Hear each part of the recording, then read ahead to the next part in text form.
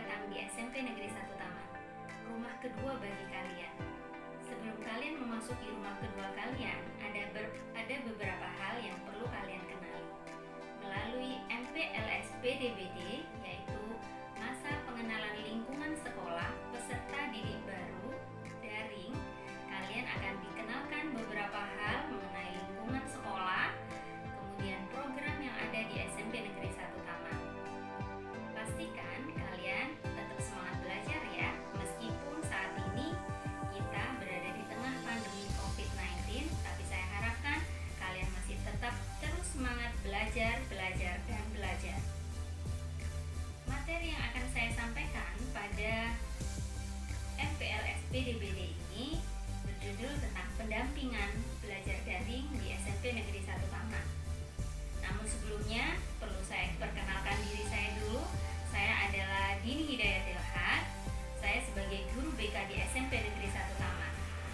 Selamat menyaksikan materi yang akan saya sampaikan. Materi MPLS-PDB selanjutnya berjudul tentang pendampingan belajar jarak jauh.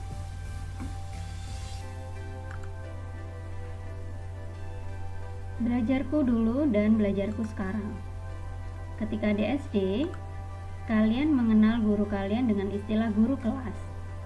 Guru kelas adalah guru yang mengikuti kelas sekolah dasar. Artinya, semua mata pelajaran diampu oleh guru kelas, kecuali guru agama dan guru PJOK. Selain itu, pendidikan sekolah dasar bertujuan memberikan bekal kemampuan dasar, baik membaca, menulis, berhitung, pengetahuan, dan keterampilan dasar. Berbeda ketika kalian berada di SMP. Di SMP, kalian akan mengenal dengan istilah guru mata pelajaran, yaitu guru yang mengampu mata pelajaran tertentu. Tujuannya agar mereka bisa melaksanakan pembelajaran jauh lebih efektif.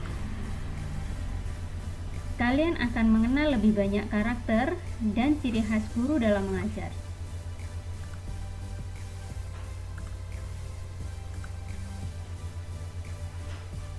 Mengenal pembelajaran di SMP. Di SMP akan ada pengelompokan mata pelajaran. Kelompok A, kelompok B, dan kelompok muatan lokal. Untuk kelompok A, kalian akan mendapatkan mata pelajaran Pendidikan Agama dan Budi Pekerti, pelajaran PPKN, pelajaran Bahasa Indonesia, pelajaran Bahasa Inggris, pelajaran Matematika, pelajaran IPA, dan IPS. Untuk kelompok B ada seni budaya, PJOK, dan prakarya. Untuk kelompok muatan lokal ada bahasa Jawa dan BTG. Ada tambahan satu lagi untuk mata pelajaran kalian, ada bimbingan konseling. Untuk jumlah guru yang ada di SMP Negeri 1 Taman, berikut daftarnya. Total guru mata pelajaran yang ada di SMP 1 Taman ada 53 guru, terbagi dalam daftar berikut.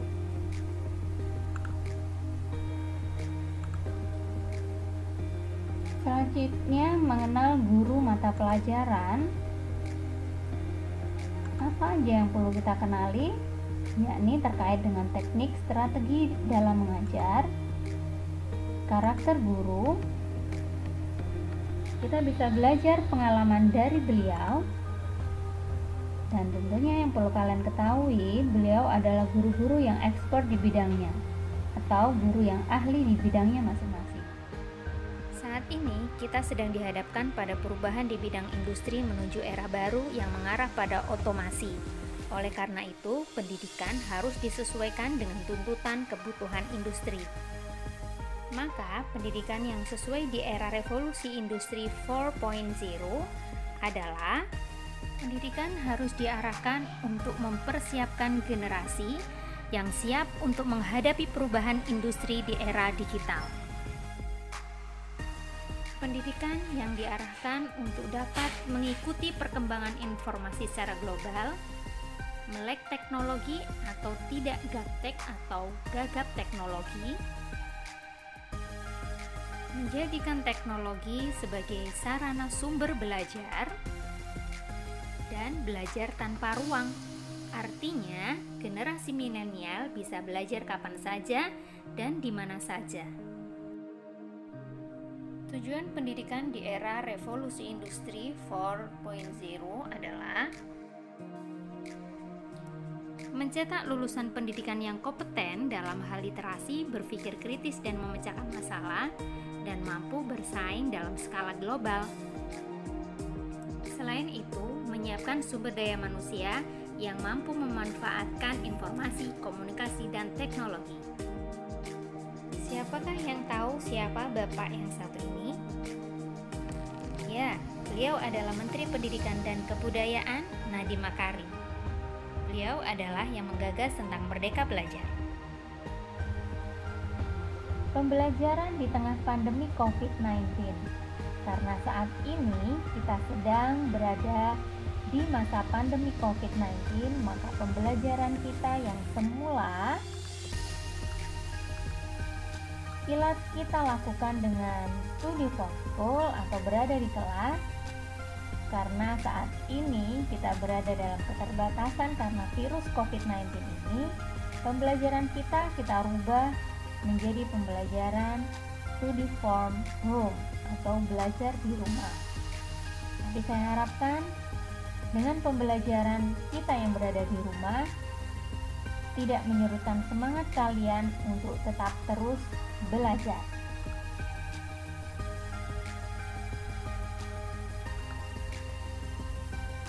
Bagaimana pembelajaran stay for home?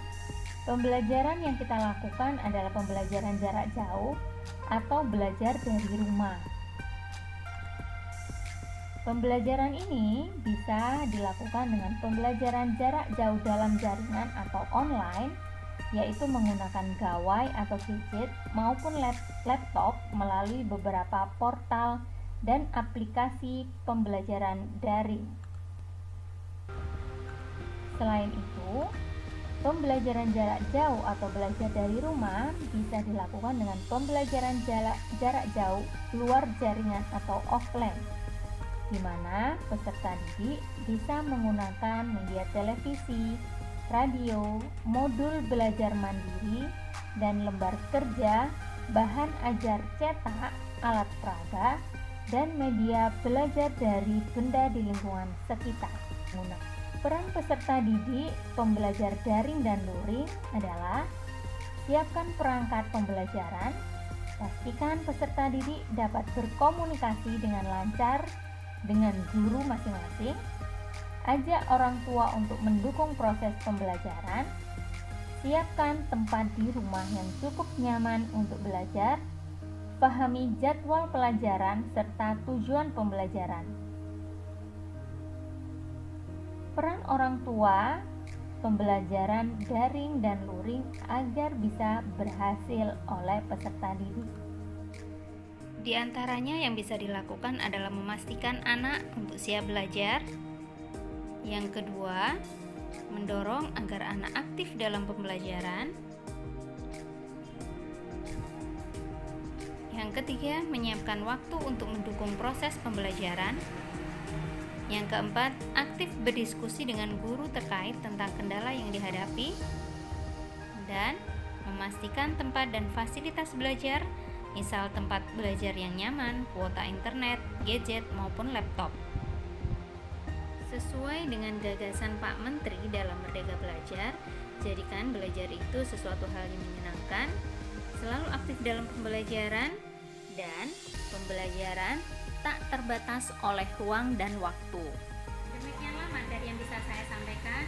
Semoga bisa kalian pahami dan bisa memberikan informasi baru bagi kalian. Tetap semangat belajar ya, meskipun sementara waktu kalian masih belajar di rumah. Salam sehat dari saya akhiri. Wassalamualaikum.